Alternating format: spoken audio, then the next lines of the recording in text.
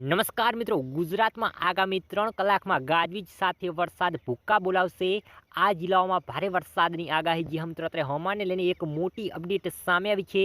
હવામાન વિભાગે જણાવ્યું છે કે આગામી 3 કલાક દરમિયાન કચ્છ, બનાસકાંઠા, સાબરકાંઠા, મહેસાણા, પાટણ, અરવલ્લી, મહીસાગર, દાહોદ, ગાંધીનગર, છોટાઉદેપુર, અમદાવાદ, ખેડા, આણંદ, પંચમહાલ, વડોદરા, નર્મદા, ભરૂચ, સુરત, તાપી, ડાંગ, વલસાડ, નવસારી, દમણ અને દાદર નગર હવેલી, સુરેન્દ્રનગર, બોટાદ, ભાવનગર, મોરબી, રાજકોટ અને અમરેલી જિલ્લામાં ગાજવીજ સાથે હળવો વરસાદ પડી શકે છે તેવી અંબાલાલ પટેલની એક મોટી આગાહી સામે આવી છે।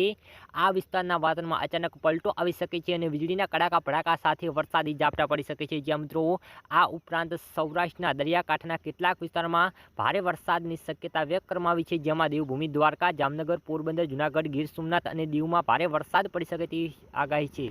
હવામાન વિભાગના જણાવ્યા અનુસાર અરબ સાગરમાં સર્જાયેલા સાયક્લોનિક સર્ક્યુલેશનથી પ્રભાવિત છેલ્લા કેટલાક દિવસથી ગુજરાતમાં વરસાદ ચાલુ છે। હવે આ સિસ્ટમ રાજસ્થાન તરફ આગળ વધી રહી છે, જ્યાં મિત્રો ત્યારે ગુજરાતમાં ભારે વરસાદ જોવા મળી રહ્યો છે।